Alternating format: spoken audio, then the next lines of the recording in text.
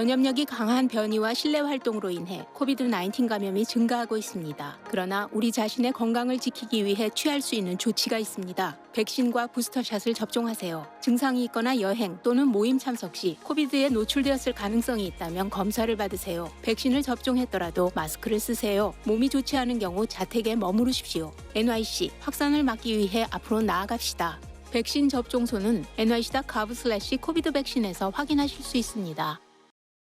본 프로그램은 미주 최대 한인은행에서 이제 아시아계를 대표하는 은행으로 희망을 설계하는 전문가들의 은행 뱅크 오브 호프가 지원합니다. 의회 산하 합성 오피오이드 불법 거래 투쟁위원회는 펜타닐로도 알려진 합성 오피오이드가 지난해 6월까지 1년간 미 약물 남용 사망자의 약 3분의 2를 차지했다고 말했습니다. 발표된 보고서에 따르면 또 1999년 이후 누적 약물 남용 사망자 수는 100만 명을 웃돕니다. 같은 기간 총기 사고나 자동차 사고로 사망한 이들보다 2배 넘게 많은 규모입니다. 불법거래 투쟁위원회는 국토안보부, 마약단속청을 비롯해 연방기구 직원들과 상원과 하원이 임명한 위원 4명으로 구성되어 있습니다.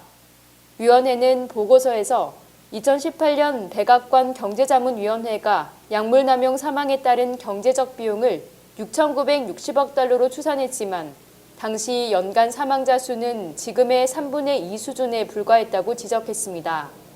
보고서는 이에 따라 사망자가 대폭 늘어난 지금은 경제적 비용이 연간 1조 달러를 넘는 것으로 추산하는 것이 합리적이라고 설명했습니다. 코로나19 사태로 많은 사람들이 재택근무 등으로 집에서 보내는 시간이 늘어나고 일부는 도시에서 교외로 옮기면서 많은 소비자들이 품귀 현상과 물가 급등을 우려해 대량으로 구매하고 있는 추세입니다.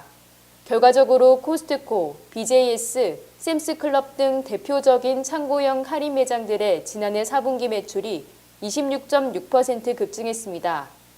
지난 2019년 같은 분기와 비교해 식료품점, 저가 제품 매장, 드럭스토어 등을 뛰어넘는 성장세를 보이고 있습니다.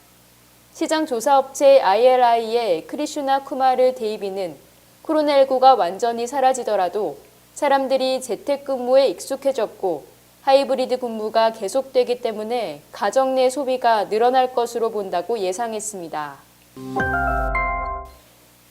미국의 상업용 부동산 시장에 몰려든 외국 자본이 코로나19 사태 이전 수준으로 회복됐습니다. 월스트리트저널은 상업용 부동산 시장 분석업체인 리얼 캐피털 애널리틱스 자료를 인용해 지난해 외국 자본이 구입한 미국의 상업용 부동산 총액은 708억 달러에 달한다고 보도했습니다. 이는 코로나19 사태가 발생한 2020년에 외국 자본이 사들인 상업용 부동산 총액의 2배 규모로 2018년 이후 최고치입니다. 미국의 상업용 시장을 사들인 대표적 국가로 캐나다와 싱가포르, 한국, 영국이 있습니다.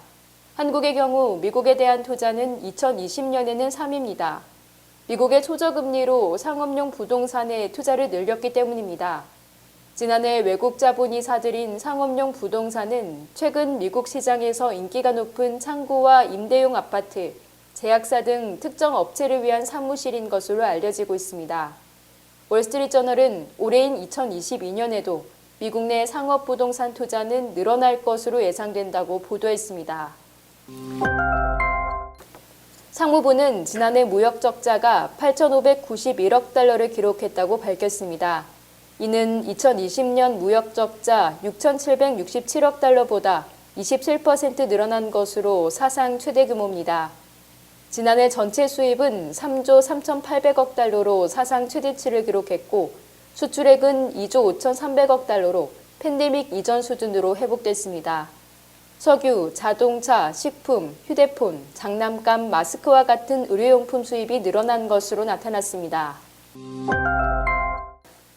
법무부는 수십억 달러에 달하는 도난 비트코인의 돈 세탁을 공모한 혐의로 미국인 2명을 기소했습니다.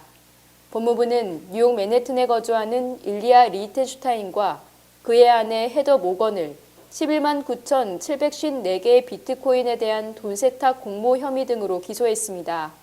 또 그들로부터 36억 달러에 달하는 비트코인을 압류했다고 밝혔습니다. 이자모나코 법무장관은 성명을 통해 지금까지 법무부가 행한 금융 압류 중 최대 규모라면서 암호화폐가 범죄자들의 안전한 피난처가 아님을 보여준다고 말했습니다. 이들 부부가 세탁하려 한 가상화폐는 지난 2016년 가상화폐 거래소인 비트피넥스에서 해킹으로 도난당한 비트코인입니다. 이들 부부는 돈 세탁 혐의로 최대 20년, 미국 정부를 속인 혐의로 최대 5년의 징역형을 선고받을 수 있다고 법무부는 밝혔습니다. 전국소매업협회는 다음 주 월요일인 밸런타인데이를 맞아 소비자들의 지출 규모가 239억 달러가 될 것으로 예상하고 있습니다. 이는 지난해 지출 규모였던 218억 달러에 비해 9.6%가 상승한 수치입니다. 1인당 평균 예상 지출액은 175.41달러로 지난해 164.76달러보다 6.5% 늘어난 금액으로 예상됩니다. 주로 사탕, 카드, 꽃 등 전통적인 밸런타인 선물 구입을 위한 지출입니다. 온라인 대출업체인 랜딩트리가 미국 남녀 성인 2,100명을 대상으로 조사한 결과 남녀 연인들은 상대방을 위해 평균 208달러를 지출할 것으로 조사됐습니다. 그러나 요사이 급등된 소비자 가격으로 다른 어느 해보다 비싼 밸런타인데이를 지낼 것으로 보입니다.